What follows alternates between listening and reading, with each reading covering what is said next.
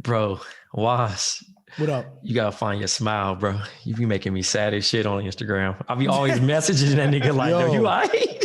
Woz be posting the funniest shit. Woz does the most efficient use of his close friends. Like that. No. His close friends is crazy good. Yo, every time I say, I'm like, what? Then I see that little green, like, oh, okay. Yeah. No, he's never out here on that. But I'm talking about his personal shit. The nigga was walking down the street. The nigga was listening to Big, but the mob, nigga, the face was like, I was like, yo, nigga, your life's not that hard, bro. Why are you grilling like that? You in fucking Pacoima. It's fresh off a workout. So, you know how people be like, oh, yeah, when you work out, it puts you in a good mood. That's nonsense. If you actually work out and you fucking like go hard, you feel miserable afterwards. So that's all that was. That wasn't like, oh, I'm sad, but I was listening to Big, so I was like, let me throw this on there, man. So since you, I feel like Wos, you workout Wos means that, not that I don't want this. Let me clarify. I do not want to see this, but I feel like workout Wos is going to be shirtless on Instagram all summer. I mean, if I get to a certain point, Jerv, yes, I'll definitely be that naked slut homie of yours. 100%. A nigga said a man slut. Man slut is crazy. Man slut is so crazy. I will be a whore on the gram. Not that anybody who does that is a whore. I'm just, By the way, I know we old as fuck on this panel, but this is about to be the greatest summer ever. It's gonna be the greatest summer ever. It's every summer is the greatest summer ever. No. Other than last year. No. We've been pent up. Yeah, people are ready. We got because New York. I went definitely ready. I was in Soho yesterday, and that shit. First of all, it looked like Instagram. It reminded me of fucking Melrose out back at the crib. But niggas was masked up. But it was so. I ain't never seen nobody outside. It looked like New York was back. I ain't gonna hold you. But we're also pushing out the vaccine out here.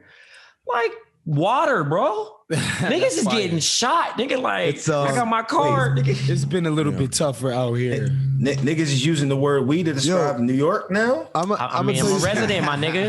Hey, I ain't going back rent in the city. What are you talking about, Jerv? Come on. I got a fucking New York license, bro. I just know I did 6 years in Connecticut. I don't think you ever heard me say we one. Because it's not flattering, nigga. Yeah, exactly. You know what? That's a fact, bro. You touche. You know what's in Hartford. You know what's crazy? It was a tweet that said, it's actually niggas that still stay in their hometown after 25 or something like that. And I'm like, niggas ain't growing up in fucking Alabama, nigga. Like, what the fuck, nigga? I live in LA over New York. If you were from Pensacola, that might be a problem, right? Yeah, like you might want to get out of the Everglades. That's country ass niggas, man. Right. First and foremost, Pensacola's still in the house. Shout out to my man Roy Jones, dog. I don't want no smoke with Pensacola. There you go. Jerv is scared. I never knew that. That's just crazy. Nah, not apparently. Bro. Apparently he not, because he could whoop Ike Turner ass, and we gonna get. Oh boy. Yo, let's talk about that shit. Dog. I'd wax him. First thing, pause. Second of all, hold on. That shit, like, I won't lie, because someone had suggested it to me, and I was like, man, I seen What's Love got to do with it. I get it, but I was kind of staggered. How much shit she went through after she left the nigga that they conveniently left out of the movie. I'm like, y'all ain't gonna talk about how dirty they try to do her in the music industry? They didn't mention any of that. I'm like, what?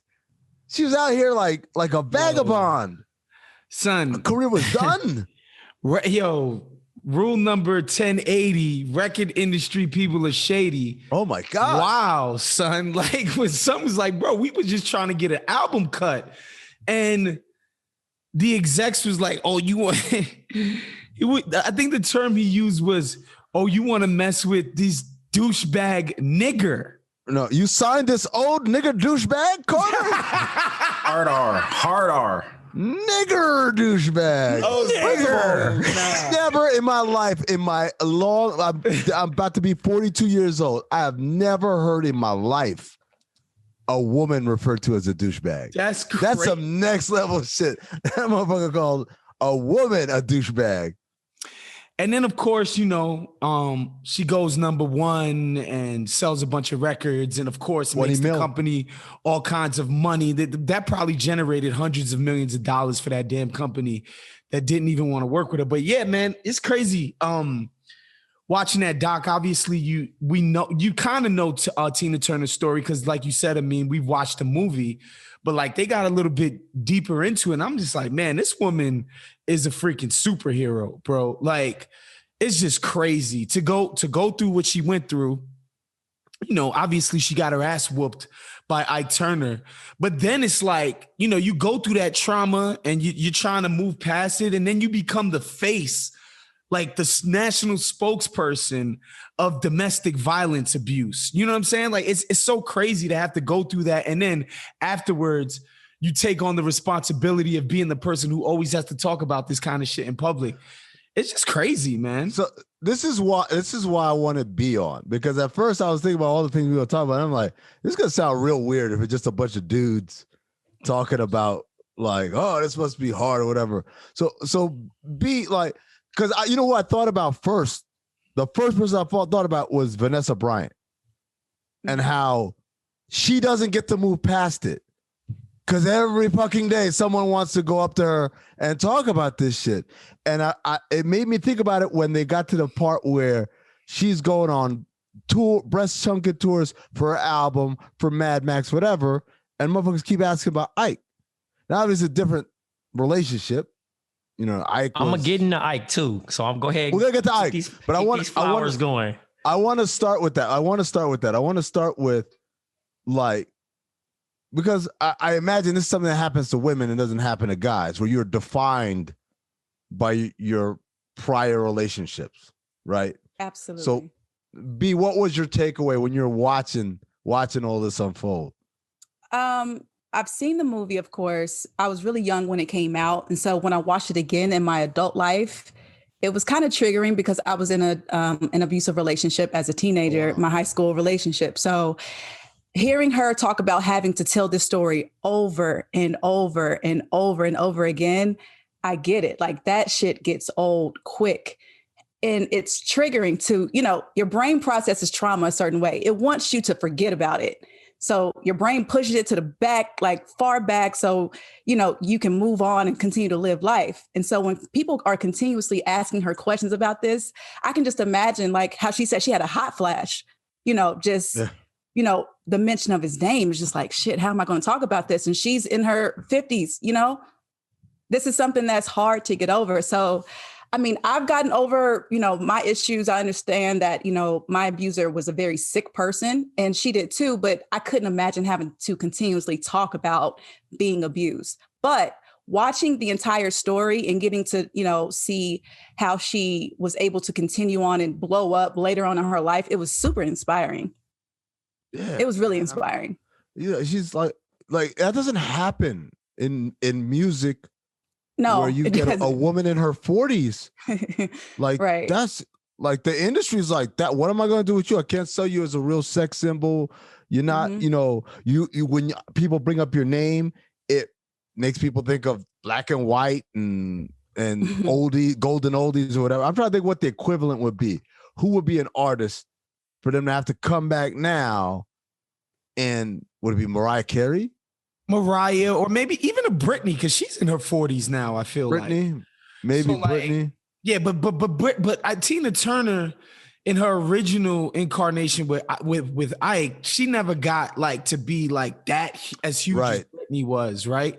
But it is crazy to watch the old clips, see what she was doing in it, because it's like, man, this is Beyonce before Beyonce, right? Right. Like, Beyonce, not that she's a carbon copy of Tina Turner, but she's very heavily influenced by Tina Turner when it comes to the stage presence and, the dancing and the performing. Like, as a performer, she's definitely in that lineage. And it was just crazy to watch Tina Turner doing this in 1963. You know what I'm saying? Like, right. She's just an amazing, amazing talent. And like the strength that this lady has to, tell her story is crazy. And, the other thing about Ike being this like musical, like, borderline genius, right? Like this guy was a pioneering musician, So here's the part. So Trey, when you texted in the chat, like you guys kind of were like, you're trying to clarify some things.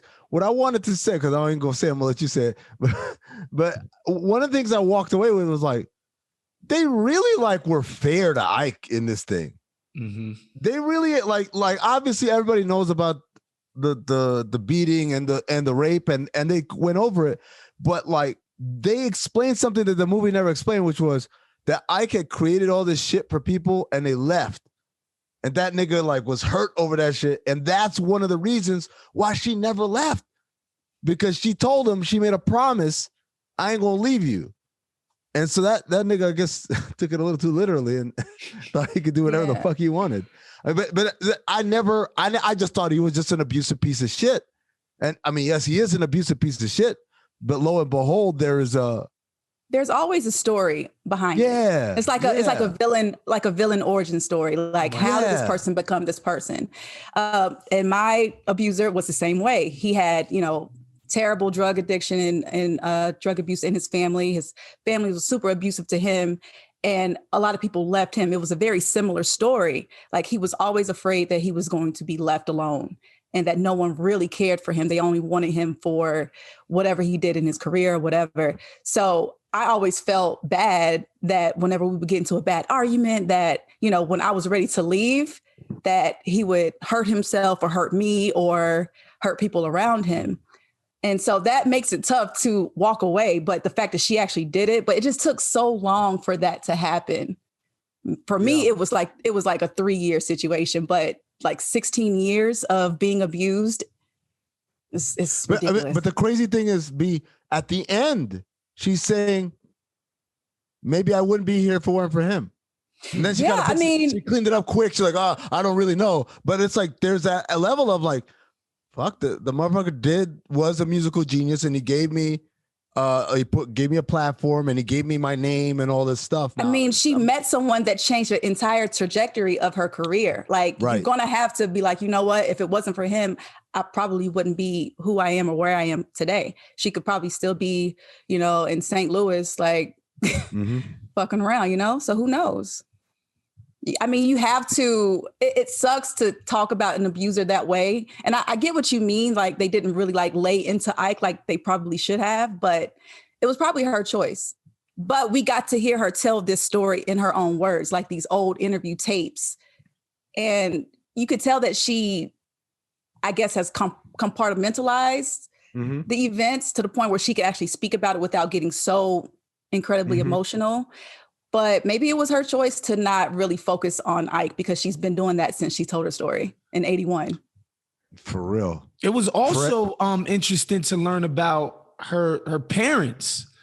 Yeah. And her dad left, then the mom left. And like, she had been fending for herself for a really long time. Like this lady's story is just crazy. The amount of obstacles she basically had to overcome to become this, this mega star. It's amazing.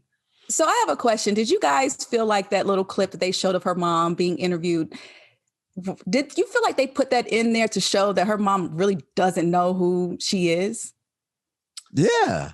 It was like, she's asking questions like, I don't know this lady. Yeah, that was the point. The point was my mom never liked me. And then after I blew up, I bought her things and, I put her back in my life, and she really still didn't like me. And she still didn't fuck with me. Yeah, that's crazy. Up. Oh, that's insane. But it's fucked up.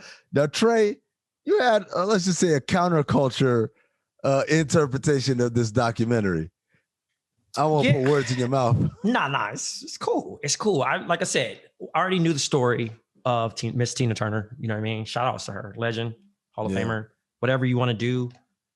I knew that story, seen a movie, respect her. This is actually the last time we're going to see her on record. She just does not want to be seen anymore and just wants to not quote unquote fade to black, but just live her life out of the spotlight.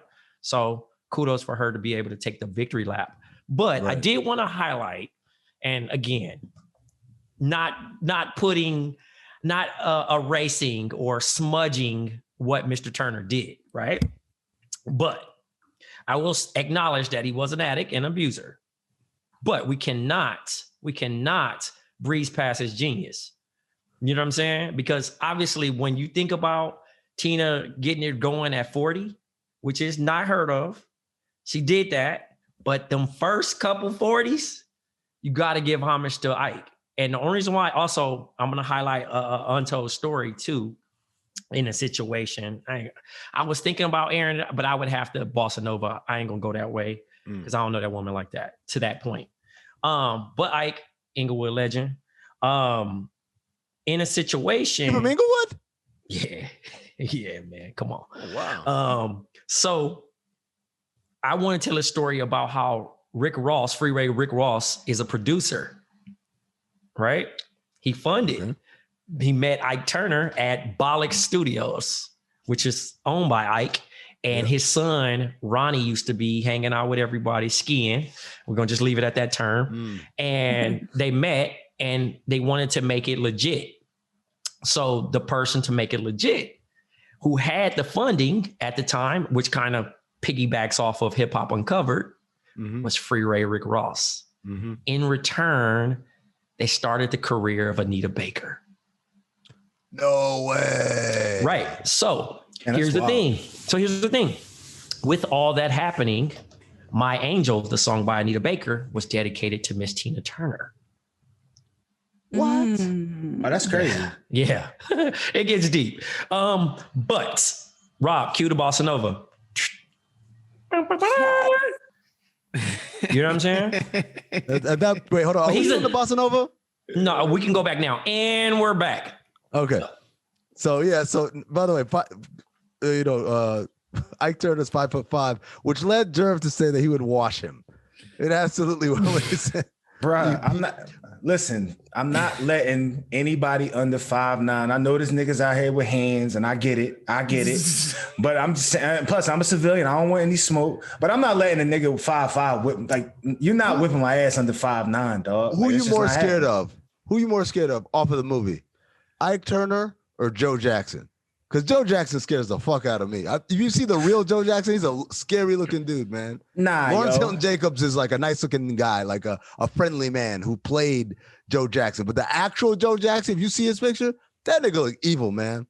I mean, I'd rather throw hands with Ike than Joe just because Joe Jerv, got a little weight on him. Understanding, like, why did you bring up the fact that you would beat dude up? Are you saying like Tina should have beat him up, or like? No. I'm saying it was more like outrage of just watching this shit. Like, you know the story, you watching it, and it's just like, damn, I would have whipped boy ass. Like, I just would have dogged boy.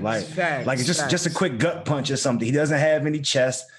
And I don't even want this. Why you making me do this, yo? Boy, you know what I mean? I'm not doing this. I'm about to go in on somebody who's not even retroactively tight. But I feel you though. Nah, Joe looks like the villain. Yeah. He looks like the villain in every fucking movie.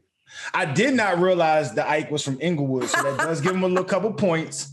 Because I do believe that everybody out there, they wired a little different. So, maybe. But under 5'9", I like my chances, yo. I'm 6'2" with a little weight on me. Yeah. Some other notes I took during this thing. First of all, I claimed his mama raised BB King. I'm calling bullshit. Yo, thank you. I feel like that's something we would have heard before. Like, you know what I mean? I'm like, not a chance. No chance in hell. They might have lived like across the street from one another, but that's about it. I gave Tina the name Tina because it rhymed with Sheena. That's my first time realizing this. Now I understand, like, as a dancer, as a performer, that sometimes you need a name to go out there to really like be somebody else.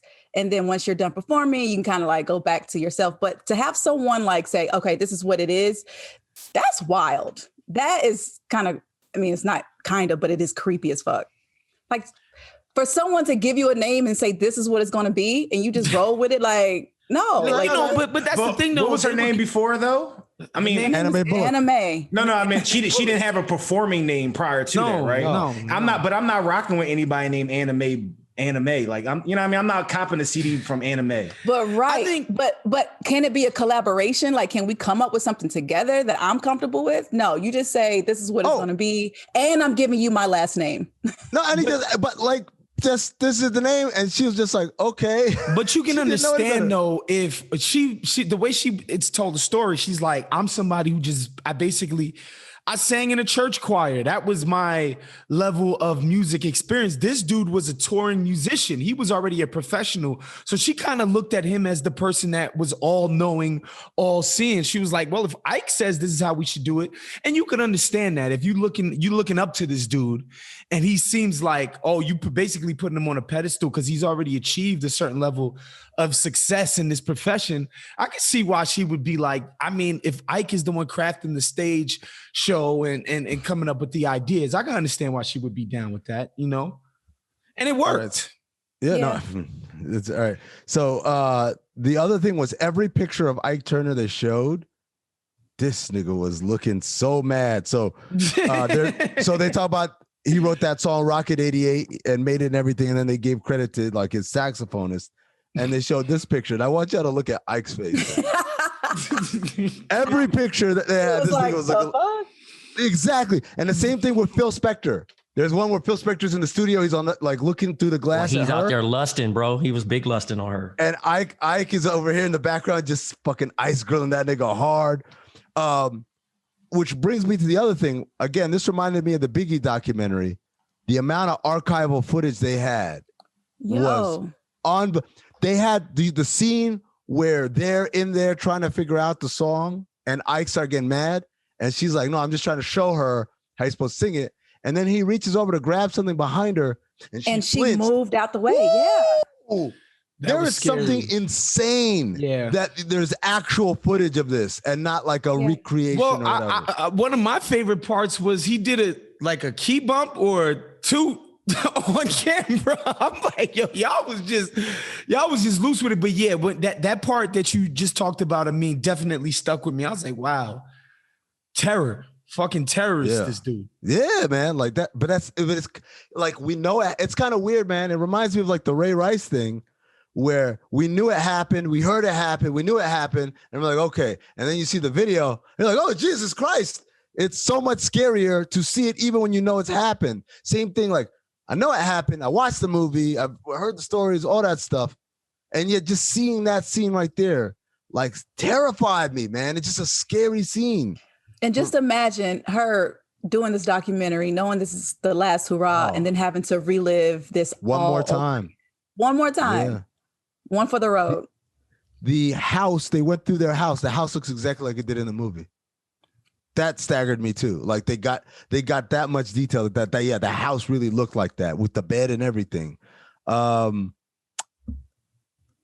He beat her with a shoe stretcher, then he fucked her, then he told her to sing, quote, "You sing, motherfucker, because you made me do it." She did the Ike Turner thing, which again is funny because it's not funny, but it's weird because I always thought that was just something that they, gassed up a little in the movie. Embellished in the movie. And it turns out, no, that nigga talks like that for real in real life. When her song with Phil Spector bombed, and I thought Ike was going to get up there and shit on it. Like, that ain't a good song. And instead, he just said, look, this is how the business works here. In order to make Billboard, you got to top the R&B charts. But the R&B charts ain't fucking with that song. And so the black radio stations ain't going to play it because the song is too white. And the white radio stations ain't going to play a black song that ain't a hit. So he actually gave a pretty good, I was like, that's really good analysis, bro. Like, like in the movie, they made it seem like he was just a hater. And he might be just a hater. He might have been just a hater and rooted for the failure. But I was surprised. That was one of the instances where I was like, they didn't need to have that in there. They could have just shat on that nigga. But they played nice, I guess. I don't know what else to say. Let's see. Oh, when they're asking Ike in his interview about her abuse, and he starts answering, and then he says, no. You know what? Let me do that again. And I thought, yeah, nigga, you're just self-incriminating like a motherfucker. And then his second explanation was worse than the first. I'm like, what are you doing? Yo, that was hilarious. Because I don't know what he thought he was like doing on the reset. Like it was gonna be much better. Like, hold on. Let me fix it. I mean, it's crazy just the matter of factness that he spoke about it. Like, he was like, of course I did that. Like, of course I was whooping her. Like, what else would I do? It's just, Woo, it's wild. It's just wild, man. I mean, I'm just trying to understand how it was back then in general, though. You know what I'm saying? As far as domestic shit that just wasn't even documented. I mean, Oprah said it, like they were the first like generation of women to actually speak up and say like, this happened to me. Yeah, because that shit was just flying from apparently from what I've, because if you think about your parents or your grandparents' favorites, niggas is nasty. Niggas is gross, bro. And they still gonna let them rock. That ain't even gonna stop them. They ain't no such thing as canceled, nigga. If I like this jam, that shit's still playing. No, but just oh man, this shit was insane. They keep asking her about Ike. It's just hard for her to get away. She couldn't she look, her career, man. Again, I can't stress enough, man. Her career was done. She out here doing Vegas shows. Like that's it, doing cover songs because she can't even do her own music because he owns all the rights. So she got to do Disco Inferno and bullshit like that. Like I was just Aretha Franklin jams. Yeah, like that was, I mean, but the rebrand was so incredible. I'm just so happy to see like how, you change your hair, you change, the dancers, you change everything. But for people to still refer back to Ike has to be the most frustrating part about it. The dude that signed her. Oh, go ahead. No, I remember my first year of working in Vegas, we had costumes that were just like Tina Turner's with the fringe. It was my favorite thing to dance in. And I remember it was summer of 2010 and security came over and tapped me on the shoulder, was like, hey, Quincy Jones wants to talk to you. And I was like, what? Like, I thought he was bullshit. And so I was like, whatever. I just kept dancing. He was like, no, for real. Like he's sitting right here. He wants to talk to you. So I go and I remember one of the first things he said was like, you're rocking that dress, baby. Like you're giving like Tina Turner because it had the fringe and everything. It was really short, showing the legs. And that was like my first thing to think like, oh, he got the reference because we used to dress like certain female influencers from the 60s and the 70s. And that was our Tina look. And I just remember how like dope that he got it. But of course it's Quincy Jones. So he gets everything. Yeah. He has a story for everything. But by the way, the other crazy thing about that was that her comeback started by singing backup to Olivia Newton-John. I was like, damn. I'm like, come on. The exec that signed her or the manager said, once a star, always a threat. And I like that. It made me think about basketball, like Melo, right? Exactly. Once a star, always a threat. Like the original version of What's Love Got to Do with It? Okay, I'm gonna plead ignorance. I thought that was an original song and she's singing about Ike. Right. Whole life. Facts. I thought that song was about Ike.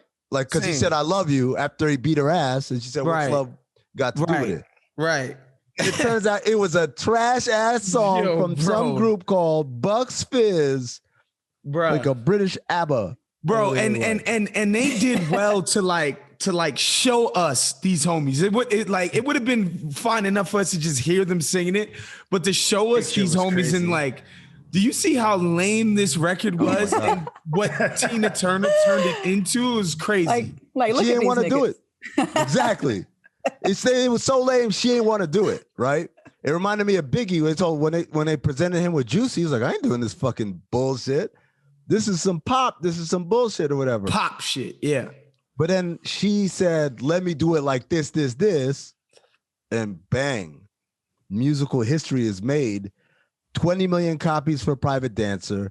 They do 230 shows in 18 months. She said when she got with her manager, I want to do stadiums like Mick Jagger. They did 186,000 people at a show in Rio. Not a festival. They came out to see her. That's some shit that I don't know if that shit exists anywhere in the world anymore. Right. 186,000. I don't know what artist could get that. Beyonce. And Beyonce, you think? I think she's pulled a huge crowd. The answer to every question for every woman is Beyonce. Okay. I mean, right. Fair enough. They even through this, so she gets into Mad Max. She's in Mad Max, and throughout this, now she's the #1 star in the world. She's doing movies, blockbuster movies. They still asking about Ike. Dude, That's so crazy. So when they showed that interview and a young Mel Gibson is sitting there and he felt uncomfortable. He was like, Jesus, I mean, are we really doing this? We're just trying to promote a fucking movie here. And they were getting all up in her business about her prior abuse. Young Mel Gibson's like, are we doing this? Are we asking these nigger questions the whole time? My fucking movie, not the douchebag over here. Oh, man. Mel Gibson, legendary racist. Oh, legendary racist. Yeah. Let's see what else. A couple of things up. When she started talking about her mama and her mama not liking her and all that stuff, and I was like, that's fucked up or whatever. And then she started talking about she never had love. She said, what's wrong with me? Why can't anyone see the beauty? Not a goddamn person found it. I cried. I won't lie, man. I should have thugged you. You shed a tear? Yeah, man, because it's just like what Tina Turner at that point in her life, 45 or whatever, feeling like she's never had love. And you know, a lot of us have gone through life and you know, you have relationships, you break up, you're like, maybe that wasn't really love. But at least I want to say most, if not all of us could say, but my mama loves me. Right. Or my dad loves me. Right. And she didn't even have that. And that I was like, fuck, man. To the point where she's starting to doubt herself, starting to doubt whether it's something wrong with her that makes her unlovable. And then the driver came in the picture, and I was like, Jesus fucking Christ, what a come up. What a come up for this white man named Gunther or whatever his name is. When they showed their home, I was like, yo, he's set. He's straight. Come up. That's the life. She said he got her luggage, and Phil said, whoever, Roger, her manager, said, yo, you riding with Gunther? And she said, my heart skipped a beat because I liked him or whatever. And then fast forward. She found his soul, like her soulmate. Like that, that was the line that hit me. I was like, that's a bar right there. I like that. Nah, I liked when she said, when you come to LA, come to LA. Make love to me. The nigga lost his mind. Tina just took the dick, nigga. But that's how you know. That's how you know that's her soulmate, boy. Because boy, Wos, I would have been like, shit, we ain't gotta wait till LA. Exactly. But he was. You got to figure about the icon. Pop it right now. An icon just tell you like, boy, I'm taking the dick. Yeah, and ain't nothing you can do about it. Like this is me with CeCe Peniston. Hey, look. Oh boy. Another story for another day, I guess. Last thing, when they're doing the tour for the movie, and she's sitting there next to Angela Bassett. Shout out to Angela Bassett, by the way, just phenomenal. Where Angela Bassett's talking about, to this day, like, survivors are reaching out to me about this topic. Like, she played Tina so well that people are reaching out to her in this way. But when they're doing the press junket tour, and the guy asked her what she think of the movie, she said, I ain't seen it. Because, like, the whole point of this, now that I lived it, some people's like, oh, because I lived it, I don't need to do it. No, it's like the whole point of me doing this is so that I don't have to talk about it anymore. I don't have to see it or read about it or be asked about it. And the irony is, it exploded. It turned into the opposite. It turned out into like a rallying kind of point for everybody. And she said, or somebody said in the thing, it's like, you got to understand, you're Anime Bullock, but Tina Turner belonged to the people. And Tina Turner's like I won't say an ambassador, but like a face for domestic violence survival. So that was deep too. Yeah, man. It was, as I came to the end of it, of course, like when they talked about her parents that you mentioned, it's like, yo, it honestly made me feel fortunate for the stuff that I have. You know what I'm saying? Like, stuff that we all take for granted. I'm like, man, yo, we're fortunate when we have parents who love us and people who, lift us up and embrace us and make us feel like we're worth something. We're fortunate when we have that in our lives. Like, Tina Turner just basically had her talent, and that shit just carried her through. It's crazy, crazy, crazy. So Snowfall this week, man. My man Fatback had to take that L. You called that last week too, by the way. Yeah, I know you don't listen to old episodes, but I happened to check the old episode, and you literally called that, bro. So shout out to you for that shit. Because it was clear that Franklin wasn't going to sell out Leon, and they hadn't shown us Fatback. So I was like, that nigga. But let me just say this: I was gonna feel bad for him the whole way. They were gonna take care of him, all that stuff. But then the way he got, I'm sorry, man. All my sympathy went away. Nigga, you know Franklin Saint. You know that nigga. He would never send some random chick to pick you up. And like he should have known better. Let's be real. We've all seen people come home. They've seen movies. That's never how. If that's the situation that's waiting for you, it's when your homie picks you up and takes you to the crib.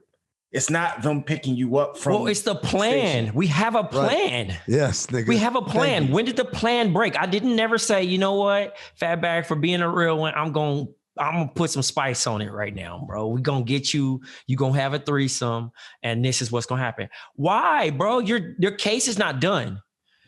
Your case is not done. We're just bailing you out, bro. And then he did what, 24 hours? Yes, he didn't even do 24 hours. He posted a mil bail, bro. No one's lacing you with a threesome for 24 hours. And it's just not happening. And the crazy thing about it, the lawyer was like, did you post the bail? He's like, no, like, bro, we ain't even did it yet. Like, we ain't even scheduled the whole shit. My thing about Leon, bro, he's stressing me the fuck out. He's like, because I know niggas that just like, you want to help out and that's your boy and he keep fucking up. He hot after the shit went bad. And it's like, nigga, I would not be in this position if it wasn't for you. But Franklin been making bad decisions all season. We not just gonna do that. Because he been making bad decisions and he gonna fuck himself up. But hold up, because I feel you. But Leon's in this situation because of fucking Franklin, though. Franklin's the one that decided that he was going to have. He told Leon to lay low, and Leon said, "Fuck that shit. I got to be out in the streets." Nah, bro.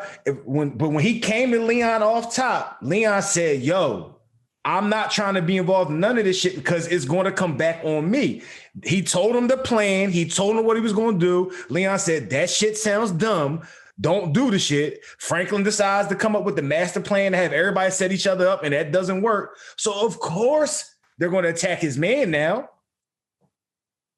Not excusing what Leon did, but still. I don't know. I mean, Leon did do it on purpose. I mean, I think that part is clear. Like, we're not blaming him for killing the kid. He didn't know the kid. And like Franklin said, they fucked up by having a kid in that car because they knew this was wartime, and they knew anyone could get got. So you don't have the kid in the car. Just plain and simple. Having said all that, the Ducky crib like that too. Yep. Having said all that, Leon fucked up because they told him to lay low. They told him these people don't care whether or not you aren't quote unquote part of this. The affiliation is going to happen anyway. Leon ain't listen. He out here getting milkshakes and burritos and shit, acting like life is normal. It wasn't even like a necessary trip. This dude was just out here, and of course he got shot at. And instead of waiting for a plan of how we gonna take care of this, Leon decides he's gonna do his own thing.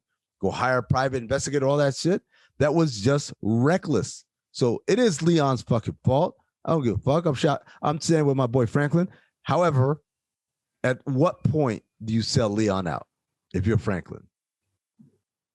I told y'all last week that you wanted to give Leon a fun bag and get the fuck out of there. He out of there because you fucking tripping. You fucking tripping, bro. I can't control you anymore. D-Ray be getting me hot too. He a bitch. He be getting me hot. He be acting like he with the shit. Is it weird seeing him play this type of role when he's D-Ray? No, because it's a bunch of niggas in it. It's a bunch of niggas in this show. That's that. And is Calvin from Peyton for his daddy? I just peeped that. Yeah, that's Calvin from Peyton Full. No. Yep. That's Calvin, my nigga. No. That's Calvin. No, I refuse. Hold on. That just blew my mind. That's Calvin. Looking. That was crazy. You know what? No. But I'm a holler. That's him. Yeah. That's Kermit, bro. Hell yeah, that's Kermit. I knew I was bugging. I was looking, I was like, yo, who this nigga look familiar, bro? Yep. Yo, Jerv, that means we fucking old as fuck, man. Yeah. Calvin Pool playing somebody daddy. Yes, bro. I felt like insane. So grown ass nigga daddy. Yes, nigga. Oh my God. That shook me up. Damn. Man. He do look old as shit in this thing too. Yeah. Yo, do I look that wise, yo? Like, am I that old looking? Yo, could Jerv play Franklin Saint's daddy? Forget about him being light skinned. Yes. Although No, I mean, trying to be funny. Yes. If I let my beard grow out, I got some grays popping, so I guess not even about the grays, bro. It's like you have a father stature. So I'm wise. Pretty much. Wow, man, that's you guys have really shaken me up here. Okay. Meanwhile, Louie and Jerome go out to Little Rock to go see her cousin and her fucking or her friend that she grew up with, who got like an annoying ass little cousin who we all know is gonna fuck this whole thing up, right? He's clearly gonna be strung out by next episode, right? Oh, yeah, he's the one that's gonna fuck everything up. Like, he wouldn't just shut the hell up. Like, why? First of all, they're morons because they know him. He shouldn't even be at the table. Yeah. You know this nigga is not reliable, right? So but how fucked up are they though, right? Because technically they had a crack party and just gave crack to all their friends. It looked like to me. Yeah. So they just got everyone going crack. I mean, that's how you supposed to be, bro. But we about to get into the nitty gritty of the epidemic. Banging in Little Rock. That's what's about to happen. Shit is crazy. Is Jerome right? Is Jerome right that Louis fucked up by not telling them the full details of what's Absolutely. I thought you was gonna say, is he fucked up for not wanting to stay in their crib and get a hotel? Nah, I would have did that shit too, cause I'm bougie. Anyway, okay. Also, is Jerome wrong for wearing a fucking black fur coat bathrobe? Yeah. Nah, he up. Nah, nigga, I'm up, dog. He loud, but he up, because Frank Lucas would have threw that shit in the fucking fire. Yeah. You see my man over here got plants now? Niggas, I mean, situations change. You know how crazy that is, though? Look how this nigga just judged me, bro. Nigga said I got plants now. When does plants become wealth? That's what's wrong with us, bro. We've been robbed. Trees and plants, my G. A $15 plant, bro, is wealth. That's niggas crazy, bro. Teddy's brother dies of a heart attack, presumably from too much cocaine use. As we know, that's what happened to him when the Colombians kidnapped him and shit. Teddy's dad doesn't tell him about it until after the funeral so that he won't show up to the funeral. Fucked up. That's very fucked up. Is it fucked up? Come on, man. Just hear me out. From the dad's perspective, these are his sons, right? Right. One son was living a regular life, doing whatever he was doing. All of a sudden, he gets in the mix with you. And now he's strung up on cocaine. And the thing that he gets in the mix with you about is the thing that kills him. Dad is salty. He doesn't fuck with him now. It's just the funeral, man. Like, you got to let him come to, you don't have to, I'm not saying you got to like leave and let the guy stay in your house. You got to let him come to the funeral. There is, Bossa Nova, please, Rob. Bossa Nova. Yeah. So I don't know, man. I would have let the nigga go to the funeral at least. And then get the fuck out of my life forever. That you could do that, but don't do that shit to him, man. But now Teddy is fucking. Now he's loose. Yeah, y'all peep that, right? He shows up. Oh no, he talking crazy. He's got to die soon, right? Because he's drunk. He's not in control anymore. He's kind of succumbing to his own substance abuse problems, and that's making him sloppy. Even as he accuses Franklin of being sloppy. The war isn't going well in Nicaragua, so like this shit, what he thought was about to be wrapping up, now it's not wrapping up. Shit's crazy. What else happened in the episode? Oh, Wanda reporter chick. Who? Oh yeah, Wanda came home. And got accosted by a couple of crackheads, and now she's staying at Alton's shelter. Where we discover that the reporter is back, and now she's threatening your mans with the information that she knows, including the CIA. She the ops, bro. But she gotta die, right? Yeah. Oh, she died this season. No, so this is the thing. I don't think she dies, but I think that they're going to string this shit out where she's going to be like not only doing reporting work, but she's going to be doing detective work. And I feel that her boss is going to keep spinning this because he knows that it's kind of like above the pay grade. Mm-hmm. And like CIA obviously is shutting this shit down, not for it to make national news. You know what I'm saying? Right. So she gonna keep coming with evidence like, oh, I got such and such to confess. And then he's gonna be like, nah, we not, you know what I mean? And keep pushing her off. And then she's gonna probably do it the next season in season 5. You know what's funny? I wonder how many of our listeners didn't know that the CIA caused the crack epidemic. Because I feel like all black people knew this shit from like day one. We knew. But like white people are like, what? The CIA is here to protect us. So if you're a listener and you didn't know that the CIA was responsible for introducing cocaine into inner city neighborhoods and the proliferation of crack, let us know. Add us on Twitter, I guess, at Darth Amin, at John Gervais, at Trayvon. At this nigga has plans. I'll be rapping to my plants, man. Be rapping sugar free to my plants. How you know them niggas speak English? I don't know. I don't know, bro. We just out here just trying to uplift, bro. A little sunlight and a little rather have my bitch. I'd rather give you my bitch. Pay attention. I'd rather give you my bitch. You stupid, man. To a ficus or whatever. Yo, let's do this. Let's wrap this up here. And I want everybody who's a Patreon, join us on the Patreon. We're going to talk about the 15th anniversary of T.I.'s King album. What's your favorite tracks? A little bit of trivia on there. Where you rank this album in T.I.'s catalog. We'll bring back Wos and B for that. How about that? So join us on the Patreon. If you're not a Patreon, patreon.com/countthedinks. And if you are a Patreon, tell your friends. Patreon.com/countthedinks. Don't miss out on all the exclusives, like the exclusive Cinephobe episodes that me, Zach Harper, and Anthony Mays make. And of course, the Overflow episodes right here on BOMM, like the one that's about to happen as soon as you head there. For Big Jerv, for Blk Tray, for Big Wos, for B, and for Rob Lopez on the production. This has been Black Opinions Matter, motherfucker. Stay black.